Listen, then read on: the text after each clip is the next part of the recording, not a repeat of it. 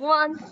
Welcome to Janet's Planet, where we are traveling at the speed of thought. And boy, oh boy, do we have a great class for you today. Our good friend Renee Frohnert. She's an engineer. She's an actress. She is a space advocate. She is going to be on TV one of these days, and you're going to go, oh, I had a class with her.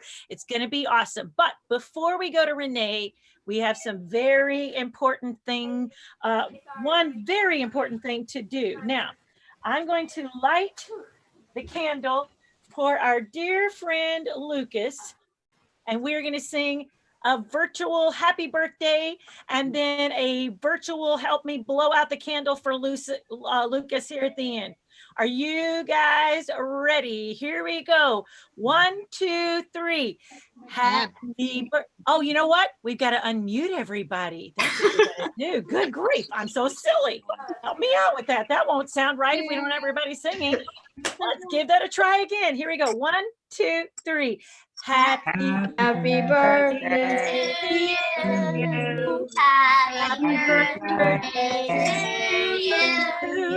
Happy birthday, dear Lucas. Happy birthday to you. And many more. All right, make a wish, Lucas.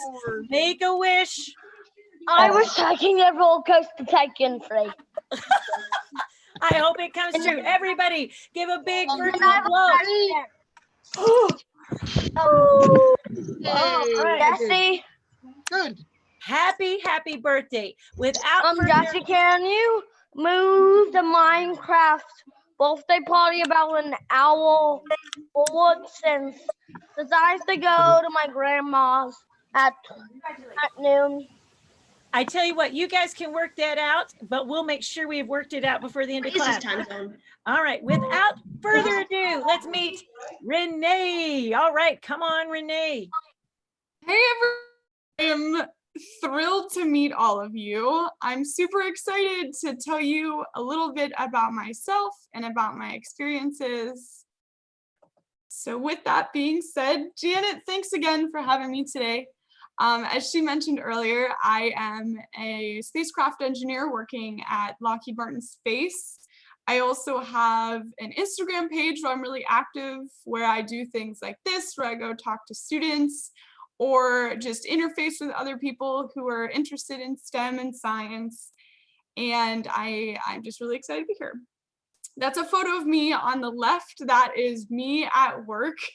That is, as you can tell, a mock astronaut suit that is in the lobby of my work. So I work all things space, which is really exciting. I work at Lockheed Martin Space as an electrical engineering manager. And what that really means is I have a team of 25 engineers who work on a project that I have, and I help lead and execute. So the first one being is NASA Orion. And I'm not sure if you may have heard of NASA Orion before, or the Artemis missions. I saw someone's name was Artemis. I thought that was really exciting. So we're actually sending humans to Mars and the moon.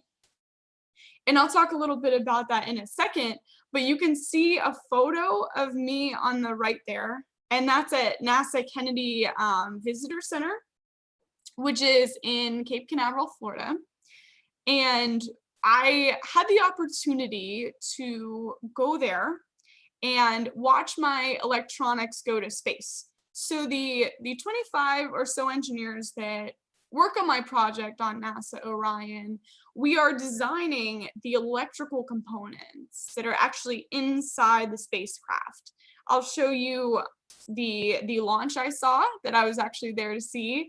And then I'll also talk a little bit more about what I do and the future of spaceflight. My educational background, I have a master's degree in systems engineering from Cornell, and I have a bachelor's degree in electrical engineering from Penn State. And when a lot of people, when people think of engineering or science or aerospace, a lot of people may have think about aerospace engineering or another type of engineering.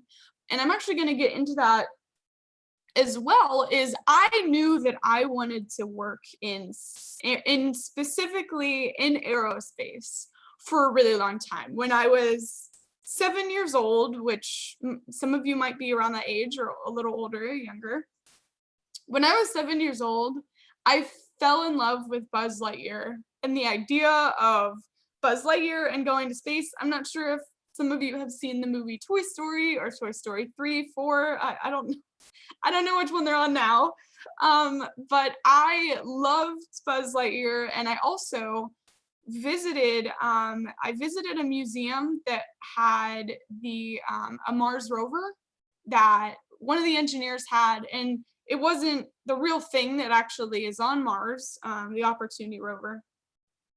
But I did get to see a mock-up and a replica, and I asked that engineer a bunch of different questions and just loved the idea that there was something that I was standing next to that was going to be going to Mars, which is so far away from us.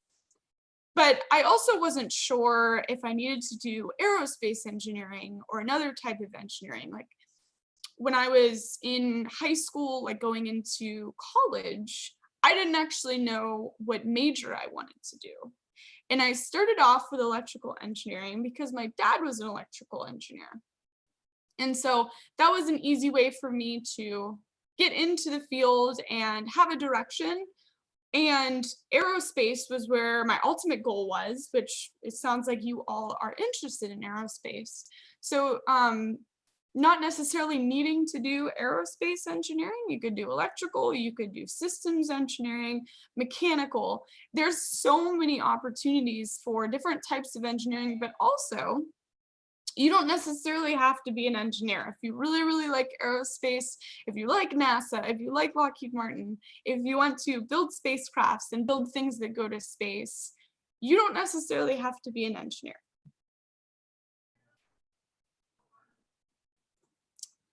The electronics that I built, there are a few different spacecrafts that I have worked on in the past. This was the first one that I actually got to see a launch for.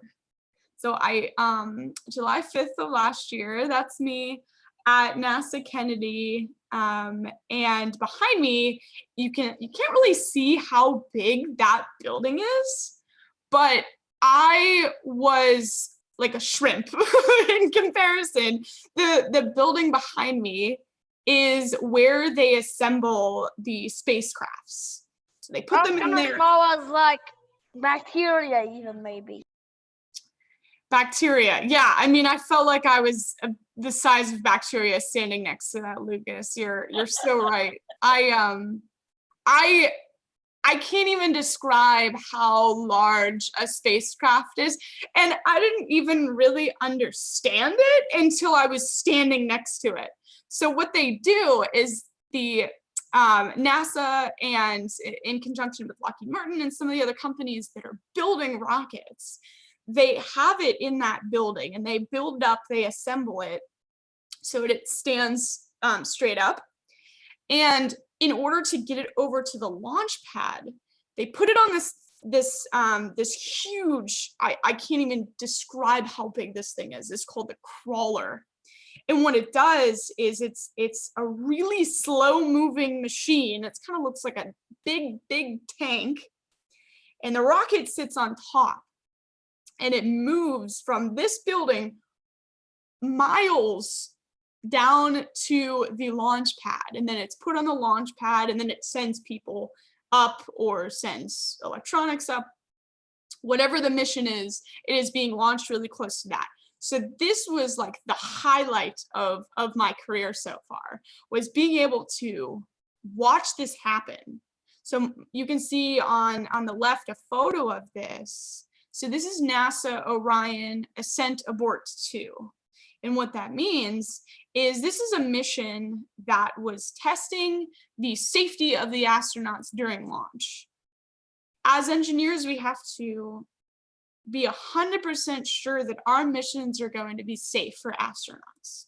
And so we build for everything and anything. If there's an electrical storm, which we wouldn't be launching in, but if there's like an electrical storm or a bunch of birds or like some crazy asteroid comes and hits this thing when it's exiting the atmosphere, as engineers, we have to know all of these possibilities and address them.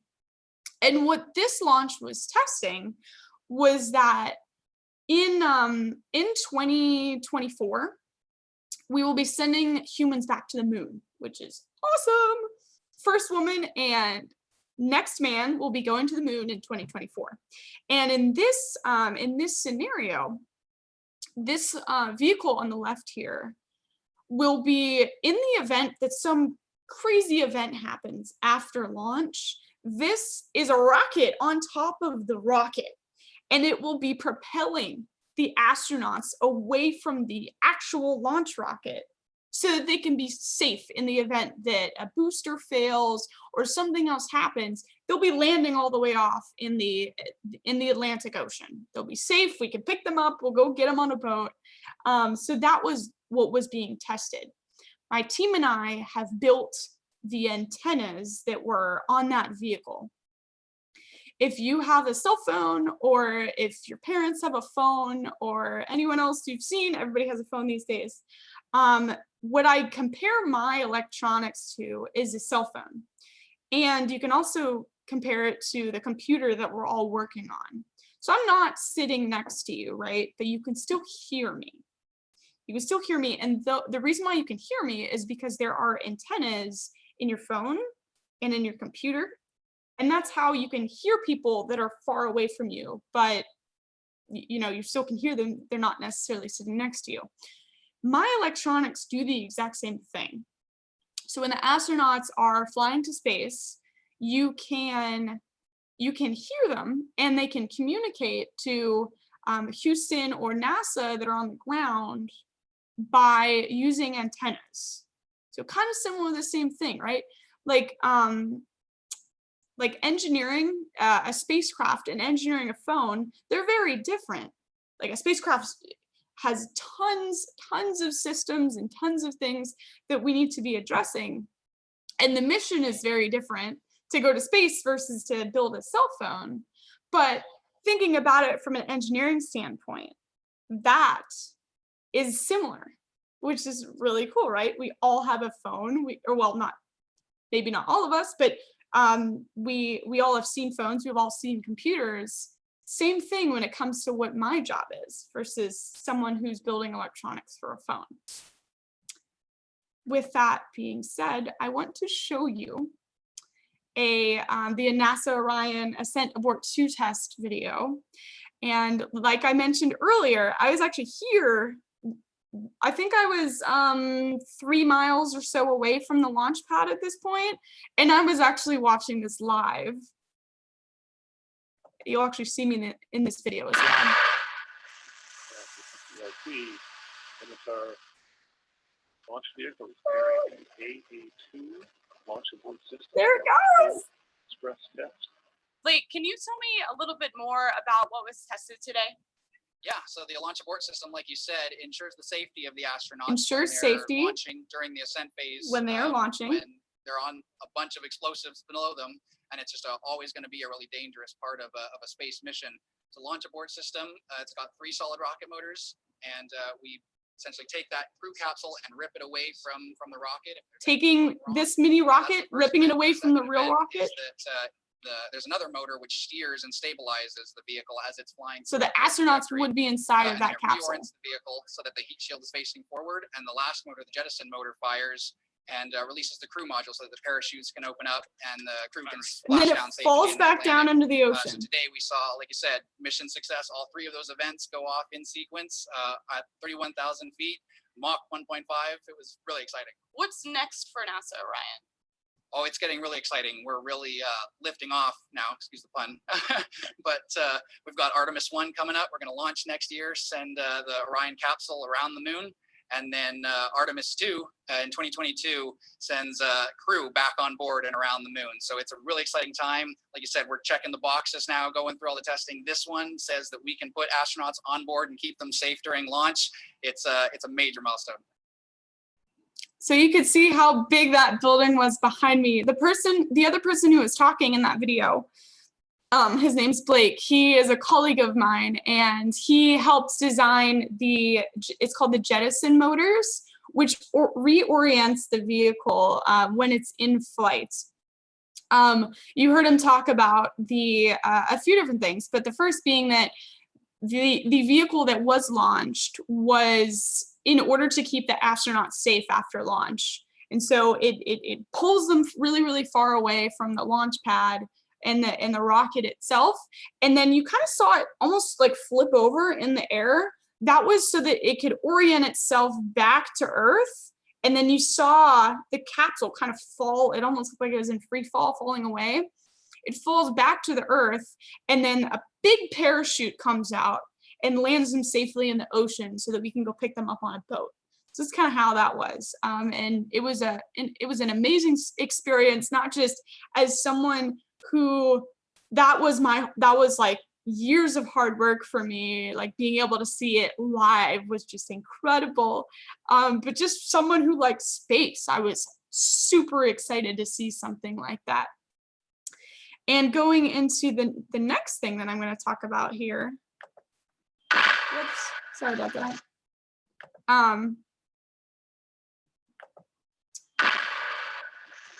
Let's see.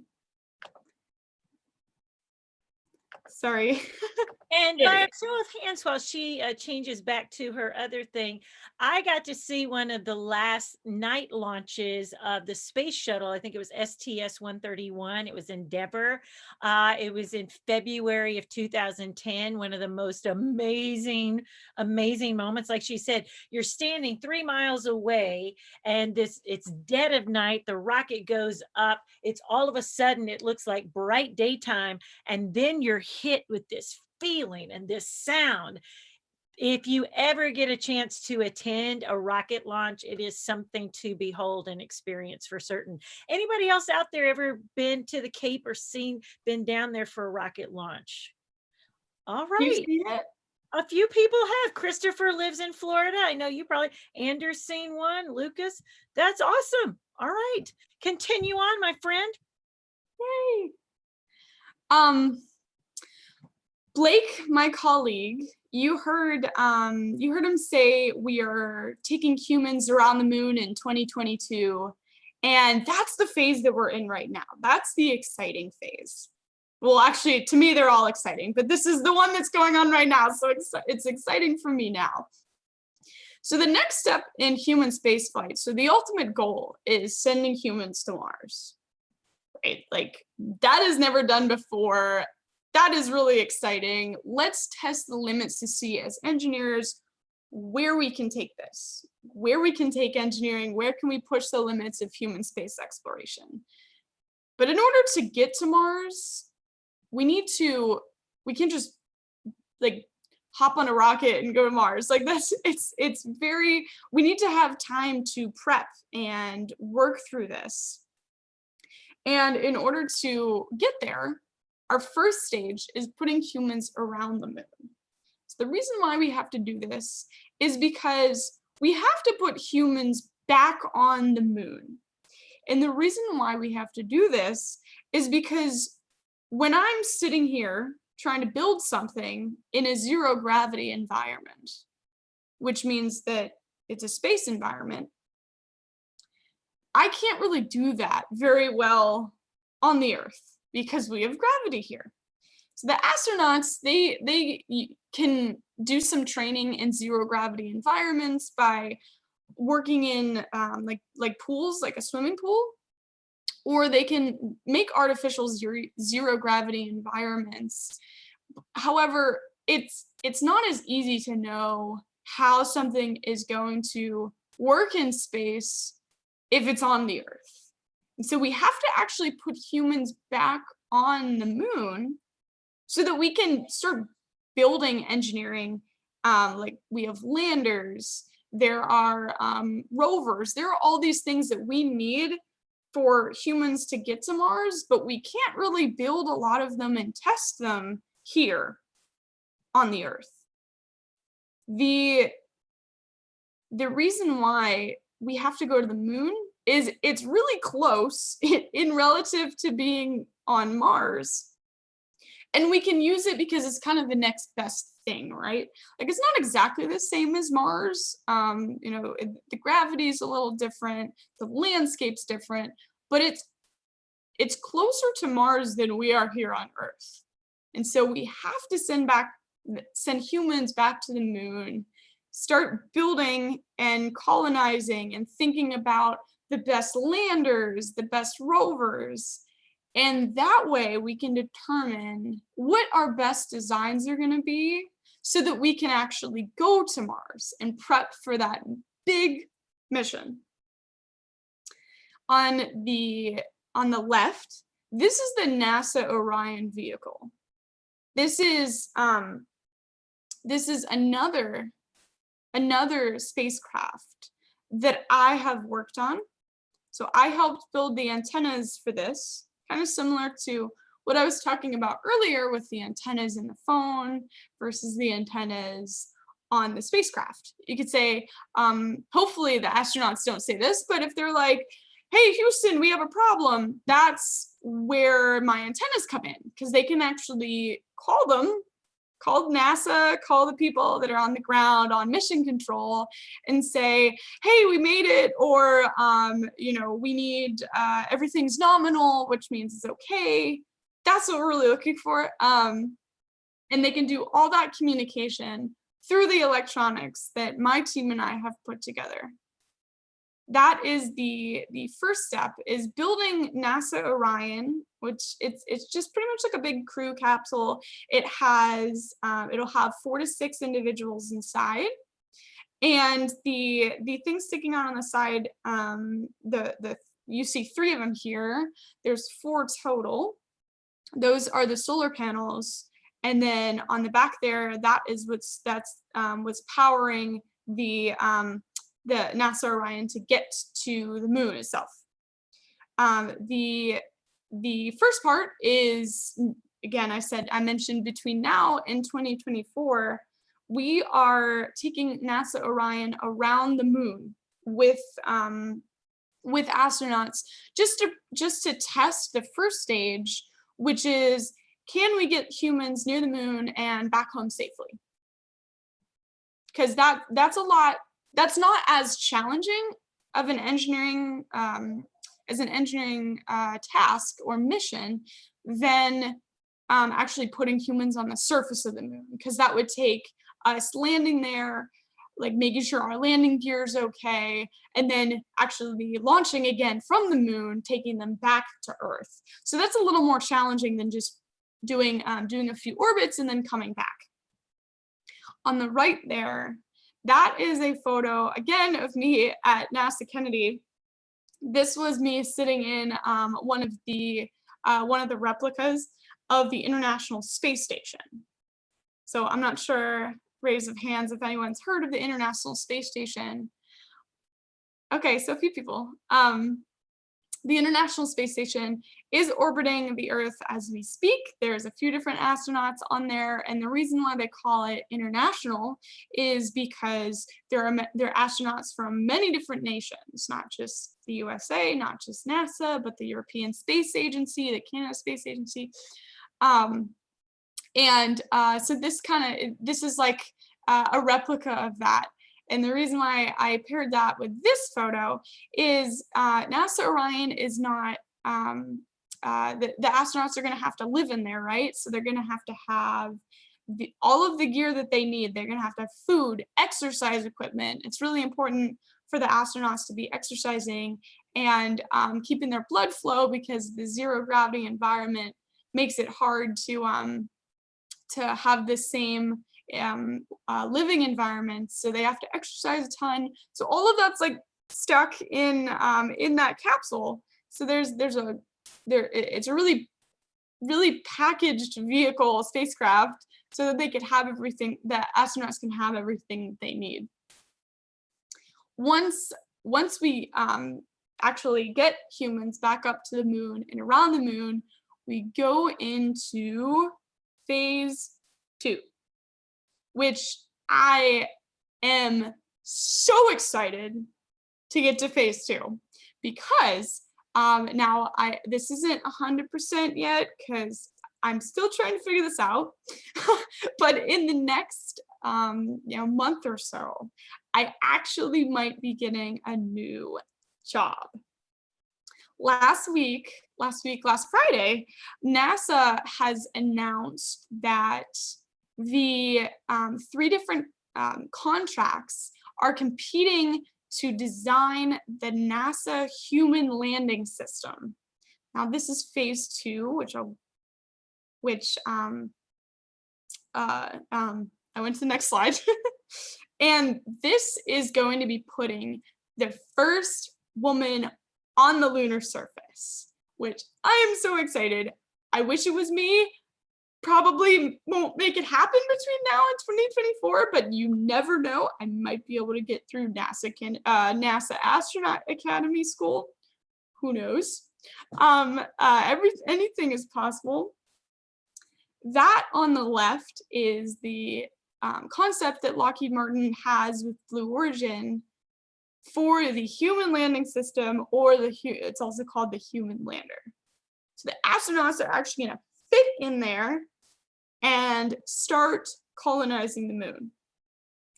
And like, this topic is just so interesting to me because I always had this vision that I would go to the moon, or I would help people go to the moon. And so in my new role, which I'm still working out with a few people, but I might be working on this project. So this just was announced, just started, brand new news. And after NASA Orion is developed and we start getting close to needing to actually arrive on the moon's surface, that's when this starts kicking into gear. This will actually take the astronauts from NASA Orion and land them on the lunar surface. And then once they're on there, it's just gonna get crazy. Engineering everywhere. There's gonna be landers, there's gonna be rovers, there's gonna be like tons of robots. Like, not sure if anyone has had like VR goggles. Like, has anyone used those before? They have like a few like the VR goggles on your phones and that kind of thing. All of that is something that we're going to be using. We're going to be using a bunch of robots to learn not only about space, but if our landers or rovers are working properly. So let's say that we build something on Earth and we think it's really good for space. If we go up and put it on the moon, it might not work the same way. Or we'll find out, oh, it worked exactly like we were anticipating. The reason why we have to really know all of this is because these are mission critical things. Like, we have to make sure that we are 100% sure that some of these things are going to work. And Mars is so far away, we actually can't communicate with Mars instantaneously, because light only travels so far. So if we're talking, it's gonna have to travel really, really far, and won't be able to get to us right away. So if there's an issue, if there's a failure, we on Earth won't actually know if there's a problem for many minutes. And that makes it hard as engineers, because we have to be 100% sure that our things are going to work. 100% sure. There's no room for error in spacecraft engineering. And you know what, can I pause you just right there, because this goes to something we experienced yesterday, kind of in our online design challenge. So, but you guys, in your design process, you want to test, you want to have failures, you want to test for failures, you want to see all the ways it can't work or doesn't work, so that you get to that 100% we know it's going to work, correct? Talk a little bit about that process. That's a really good point, Janet. So Testing is so big in engineering because we have to make sure that we can handle any type of scenario. So let me go up one slide back to this picture. So this Orion vehicle, it is tested in so many phases. So the first one, it's called the component level, or as engineers speak, we call it the box level. It starts by testing every single little part of this spacecraft. Now, something like a screw, like that's not necessarily going to be tested, but like for instance, we start by testing just the antennas. So, you know, there's multiple antennas on this vehicle, and each one of them is tested individually to make sure that it can handle what it's supposed to do. It's put through like really crazy environments. So we might take like an electrical antenna and test it in, you know, 2,000 degrees, right? And it maybe in flight or in its mission, it's probably only going to get hit with, I don't know, maybe 400 degrees. But if it works at 2,000, it's going to work at 400. And we, you know, at launch, the electronics are going to be like shaking really fast, right? Because the launch is so powerful. So many G's of force are being put on these components. And so the antennas, specifically, just the electronic components, are tested many times over for days on end. And then if their performance is still good, we can say, okay, the electronics are working good, just the antennas. And then once those antennas, it's called qualified. That's the word for the day, is qualified. Once the antennas are qualified to their mission requirements, it goes into the next phase of testing. And at that point, that is called the subsystem level. So, you know, I was talking a little bit earlier about the phone and the electronics. The subsystem that I work in is the communication and electronics subsystem. And that subsystem is composed of all the antennas, all the electronics, the power, all of that. And after the antennas and all the other electrical components are tested just at their own level, then it goes to the subsystem level.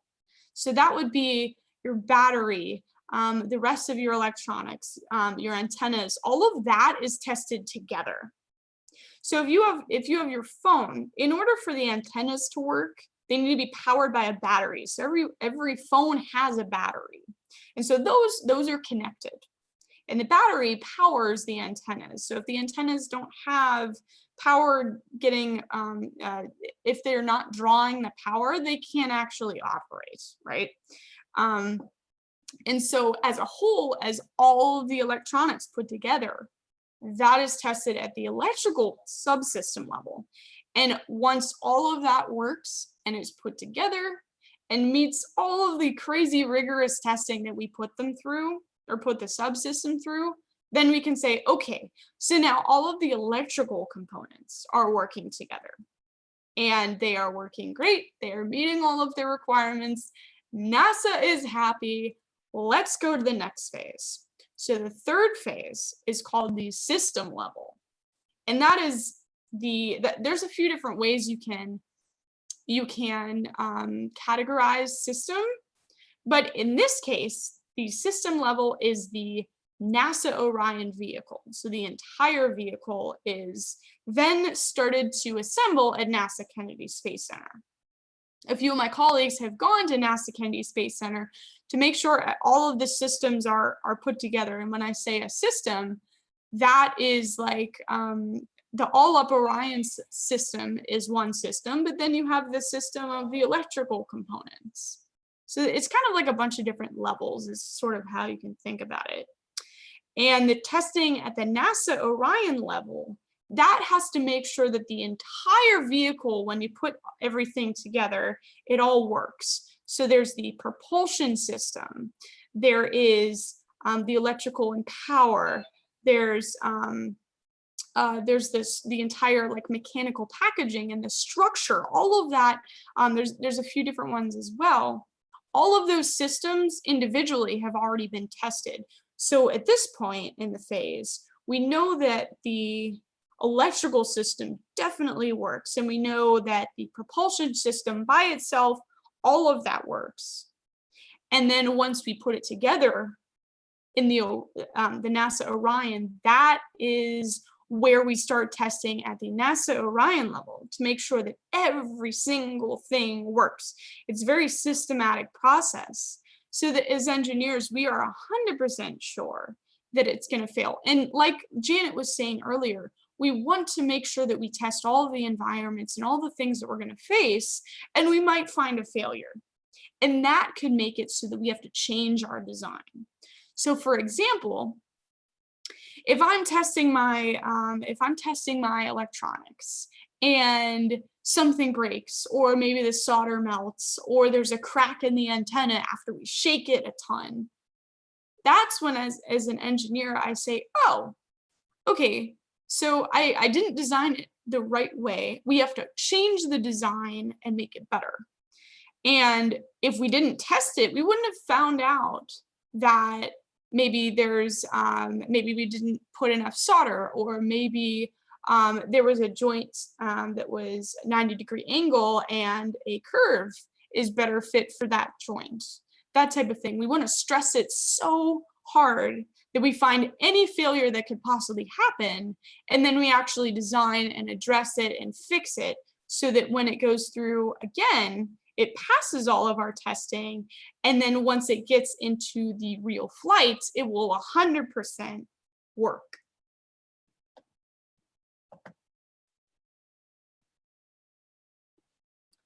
And that's like the big picture here, is the whole reason why we're even going to the moon in the first place is so that we can test and prepare our robots and our electronics and all these things that we're trying to build that we need for the Mars mission.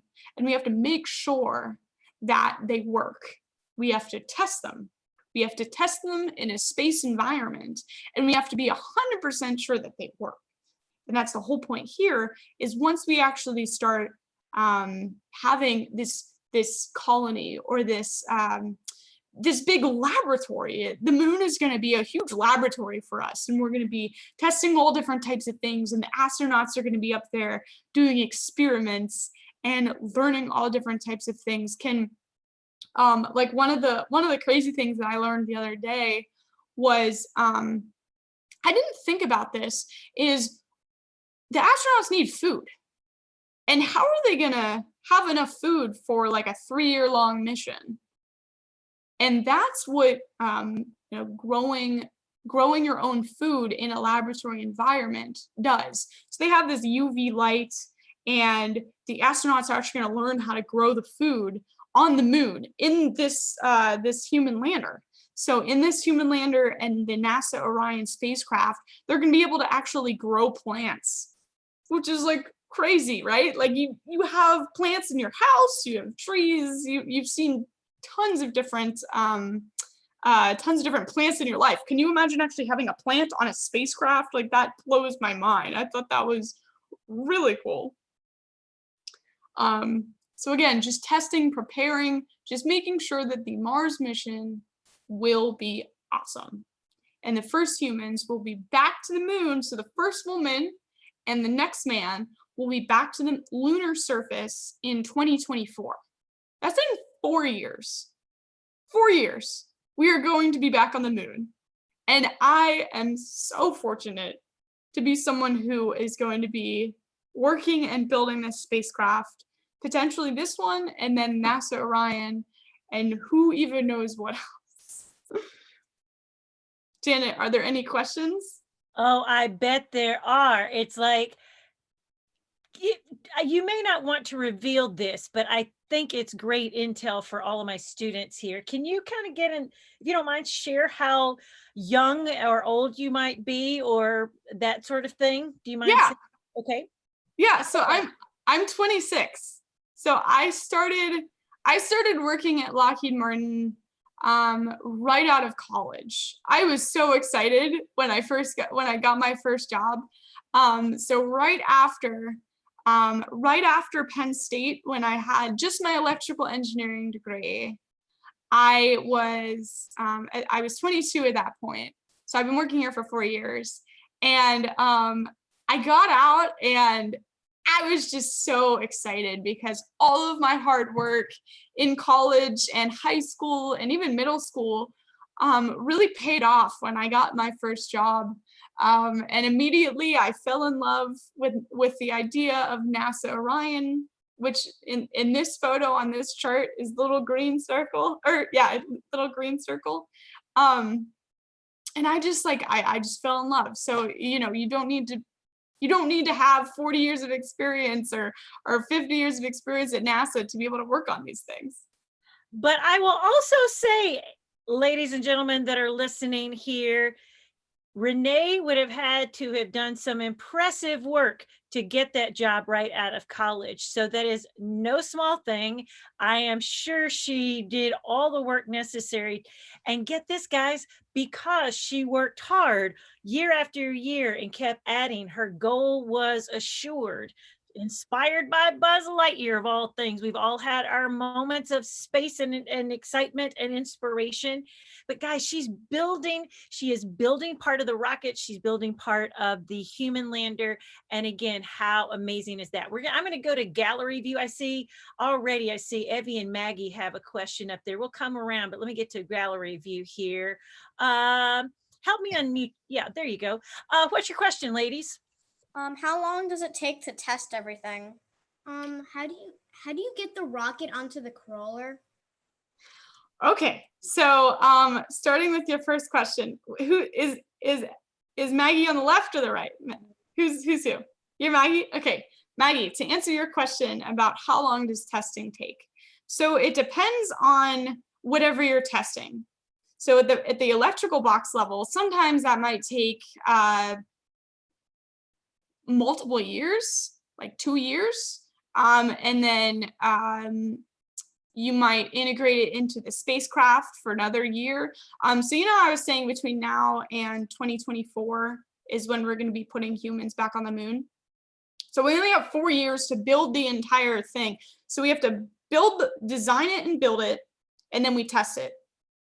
So in that span, we have 4 years to do all of that. So the testing is probably going to be in the last year.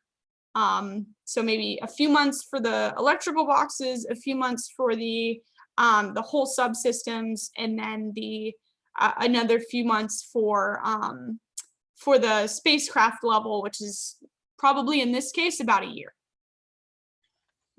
And then Evie's question, again, guys, Evie's question was about how do you get it on the crawler? Oh, so that's a good question. They do it inside the building, and they have it laid on its side, and then that's how they assemble everything. And then once they lift it straight up, that's when they start assembling. They assemble it upwards, and then at that point, that's when they can insert the crawler and get it on top. So that's why the building is so big, is because they have to have a rocket that's inside of it. So they're building it on top of it, and then they take it and they put it on top of the crawler. I don't actually know what machines they use to do that, but it's all done within that building. I'm going to go on thinking there's a really amazing thing of pulleys and levers and kinds of counterbalances. So Evie, I think a great thing, and it's like, if I can find anything, I'll send it to you, but you can Google it. Find a hands-on experiment you could do with pulleys and levers and all kinds of other things, and see if you could even put something heavy onto something underneath it. That'd be a great engineering challenge. Lucas, my birthday boy, I see your hand. What's your question? My question is, what planet or moon is NASA planning to go to after Mars? Oh. So when you say go to, are you saying the astronauts or just like a robot? Astronauts. Ooh. I I don't know the answer, but I would say that they're heavily involved in the Mars mission. But I would also say that after they do the Mars mission, that's when they start colonizing Mars and going even more deep into the Mars surface. And then at that point, I would say that they probably would go to Venus or Mercury. Mercury is probably too hot. Same thing with Venus. The safest thing for Venus is the clouds. But then another thing is, lots of people think they're gonna take astronauts to Titan or one of Saturn or Jupiter's moons. You Is are that really thinking true? correctly, my dear. They do believe it's like we could never live on the surface of Venus, but there is the potentiality. The atmosphere is thick enough in Venus's clouds that we might one day, humanity might find its way to cloud cities on Venus. And if you ask Joe Cassidy of Aerojet Rocketdyne, he's been asked before. So once you get to Mars, what will the organization Explore Mars be? And he's like, Explore Enceladus. So Enceladus is a moon, and there's some really great possibilities. But you're right, there are even some people who would say yes to a mission to Titan because Enceladus. Do you know which moon? Which No, I think the thing on ice is Europa. Huh? Well, you have to find out about Enceladus. Let me I'm gonna let you. Huh? Oh, you gotta.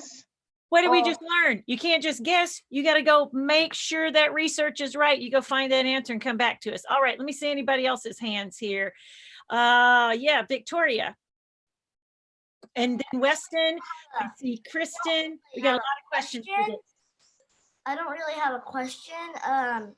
So I have a cousin.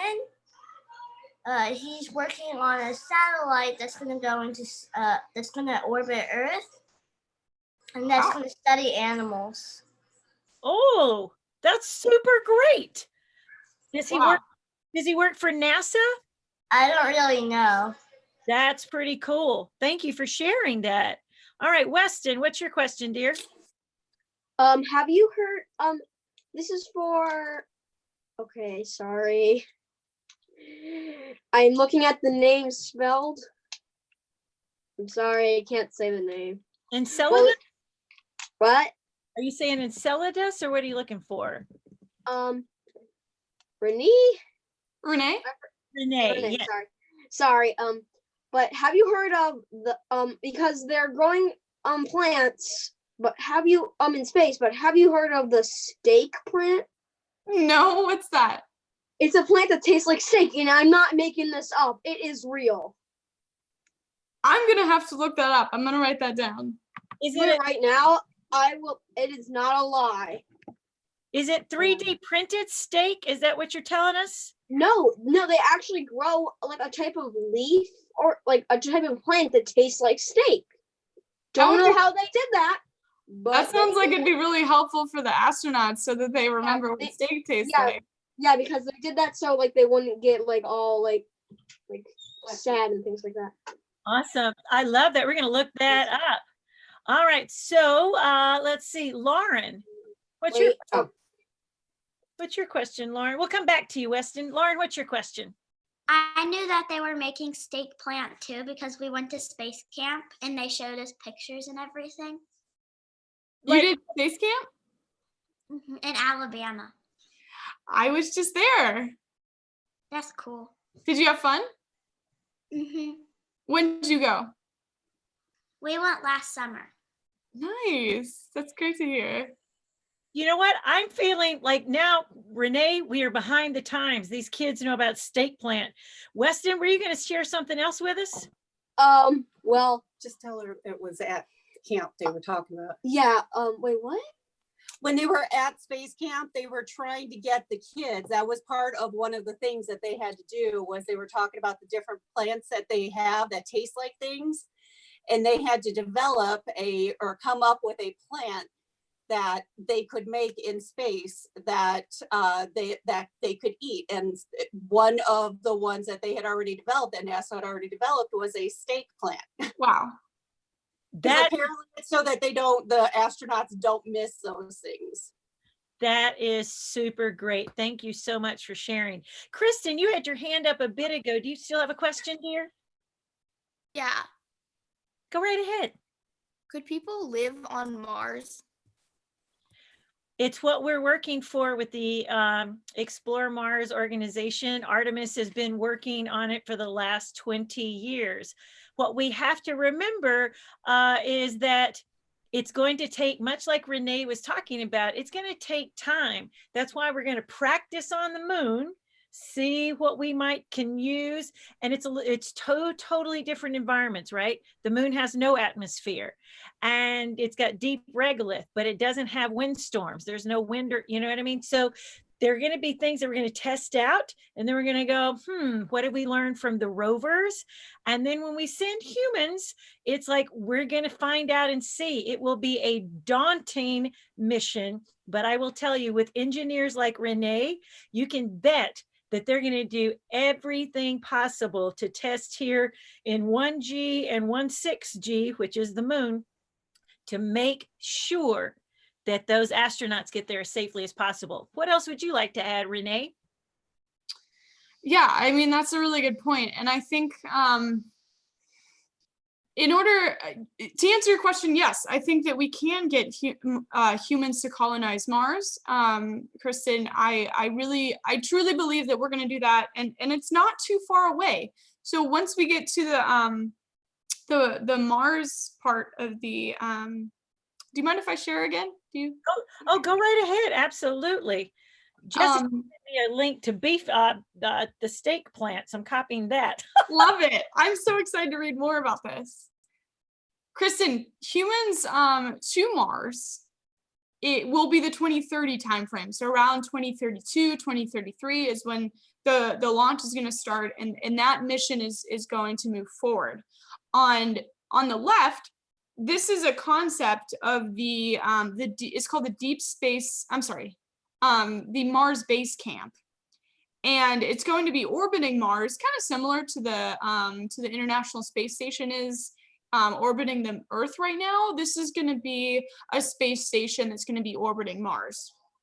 In the green circle there, that's where NASA Orion is going to be, which is also pictured behind me in the left. I know someone was, I can't remember who was talking about space camp, but that is my space camp suit. And I absolutely love space camp. I love the whole experience. And in the left, Kristen, back to your question. In the bottom left, you see that little vehicle that kind of looks like a triangle. That is a concept to take humans from the entire Mars base camp, including NASA Orion, which is docking to it. And that little triangle spaceship is going to be taking the astronauts from the base camp that's going to be orbiting Mars and take them to the surface. So they're going to use that little spaceship to do that. And that's something that we're trying to test for on the moon, is to build this right here.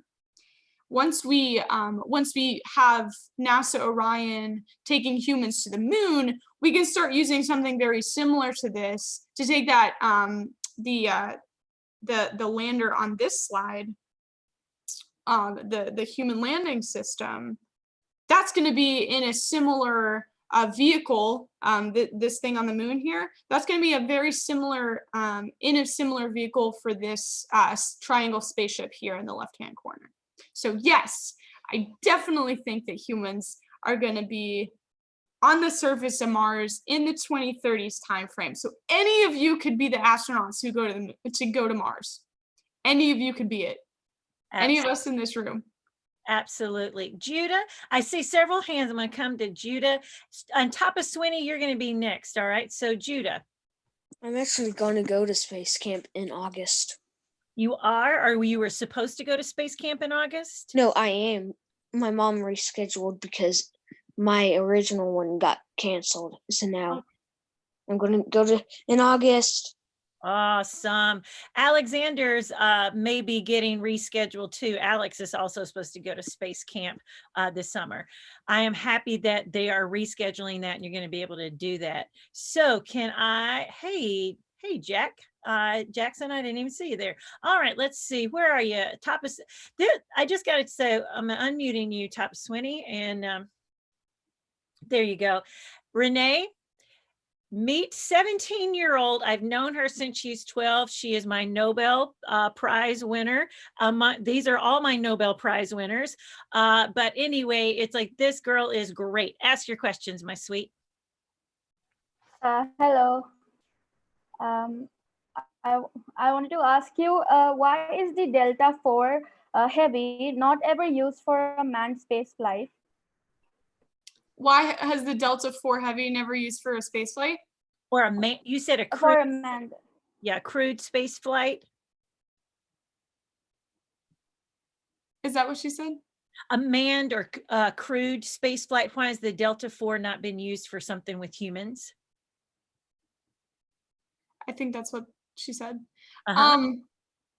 So I don't know why it hasn't in the past, but the SpaceX is looking to launch the first humans into space. I believe it's May 27th. I think that's the right date. It's May 26 or 27. It's at the end of this month, and they're launching 2. Right. So 2 humans will be on I think it's a Delta Heavy. Or do you know? You know what? That is a good Google question. So it's like, take a look at what they are launching May 26th, 27th. It's like, I do know that NASA has encouraged people because of COVID-19 to stay home and not come down to the launch, because this is big stuff. If this begins to work, again, that gateway to get humans to the moon and further and beyond starts to really, by orders of magnitude, kind of get closer and closer as reality, and not just something that we're sitting around planning on. You always ask amazing questions that I'm going, more research, and I will do some digging, and if you'll do your own digging too. I have a suggestion. Actually, the Delta rockets, as far as I can Google it quickly, it simply doesn't have enough strength, enough power to shoot a capsule with humans. I mean, even if a satellite is really big, like really big, 2-3 meters high, square meter at the base, that's a big satellite. It doesn't weigh as much as a capsule with humans, with life support, with some food, with fresh water, with, to keep them safe from radiation. So a capsule with humans in it, even if it's only 3, is really heavy. And a Delta rocket that you are suggesting, as far as I know, isn't strong enough to push that out, perhaps to the ISS, because that's really close. It's only 400 kilometers over our head. But, to go to the moon, out. Our big problem was, of course, we had the Saturn V, and then we forgot how to build it because someone misfiled the blueprints. And I'm not making a joke. This is true. And so that's why we are building an SLS rocket. And, and we were kind of happy that there are some other people that have rockets, like the Russians and the Chinese, although the Americans don't use the Chinese. But, still there are human-rated rockets, crew-rated rockets somewhere else. And then, of course, now SpaceX. But the Delta is simply strong enough to push humans into space. Same thing for the Ariane 5 rocket of the European Space Agency. Not crew-rated, not strong enough. They have been talking about the Ariane 6 because that's bigger, that's more powerful. But, getting something rated for crew is a lot of problems. It's, if you lose a satellite, it's bad because it's a lot of money, but it's nothing compared to losing a human being. So the European Space Agency kind of thought, nah, we're simply going to hire seats on the rockets of the other countries that do have crew-rated rockets. Thank you, Artemis, and that was a perfect explanation. Again, remember, to get anything off this old gravity well, we got to think about Delta V, which is really the oomph that it takes to get off this gravity well, lift it off, and begin to either launch to another planet or orbit planet Earth, etc., or head on out if it's a spacecraft like New Horizons going there. Let me see. I see, Jesse, you're stretching, but I think your hand is also raised. Is that true? All right. Let's unmute you there. All right. What's your question, sir? Whoops. What's your question? So my question is, to get like trees into space, would they just take them from the soil, or would they bring saplings to Mars and plant them in the Martian soil? Sorry, can you repeat that? I didn't hear the first part. Would they take trees from Earth that have already grown and plant them in Martian soil, or would they take saplings and let them grow? So they wouldn't have full-blown trees because that's really expensive. Because every what we were talking about earlier with the Delta rockets, you need a lot of fuel to propel humans up, especially the humans in the capsule, because there's all of the systems that Artemis just talked about. They would pack soil and seeds and have little plants that are, you know, within a few feet. And then they can take that to Mars rather than having a whole tree that was planted, especially since by the time they would get there, it probably would die unless you have a huge area that you can actually plant it in. So they'll have a very small seeds and start growing those. And then once they get there, it'll be, you know, a little bigger, or they can wait to plant it there, that kind of thing. You've got a great question coming from Miss Sydney Swanson. She's a great sci-fi writer. Sydney, do you want to ask this question, or you want me to read it? I'm going to read it. So how far into development is the human Mars lander in that Artemis concept? Okay. So great question. It's actually just starting. So last week was when they announced that 3 different contracts are going to be competing to build the human lander. So the first one's coming from a company called Draper. The second one is coming from SpaceX. And then the third one is the one that my colleagues and possibly myself are going to be working on, and that is that concept is from Blue Origin is going to be leading the way on that, and then Lockheed Martin, Draper is involved in that one. Dynetics has a different one, and Grumman. So Blue Origin, Northrop Grumman, Lockheed Martin, and Draper are together. SpaceX and then Dynetics.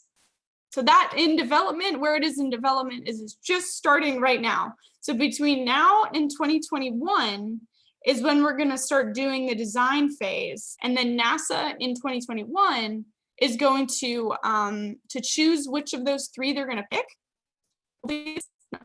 Both colleagues, and then in 2021 they're going to start continuing the design and then building it through 2024. Thank you so much. I think with girls and boys, I think you have to think about this, you know, 3 different companies or groups of companies building something, and then you pick what's best. It's like if you want a new bed, there isn't just IKEA where you can go, right? There are other companies. And why is that? Because, you know, we need to have options, choices. And especially with something as important, I mean, your bed is important too, but important like a rocket and a lander and things like that, you want to see that, you know, some groups of really smart people have tried to do their utmost, their very best to give you the best options. And then you look, you compare them and you go like, I like this one best. That's how it works. Thank you so much. Hey guys, a pleasure to be with all of you. In a moment, we're going to unmute you so you can say a big thank you to Renee. Before we go this morning, any last words of inspiration or encouragement you can give all of my future scientists, astronauts, engineers, and Nobel Prize winners today? Oh my gosh. Keep working hard. So, Janice said earlier about how important it is to work hard. If you truly want something, if you want to be an astronaut, if you want to work on spacecrafts, you have to work really hard to get there. And it's okay to fail. So one story I have for you is my first semester at Penn State in electrical engineering, I got really bad grades, like really bad. And I wasn't sure if I could continue engineering. I wasn't sure if I was going to make it to my dream of working on spacecrafts, but I gave it another shot.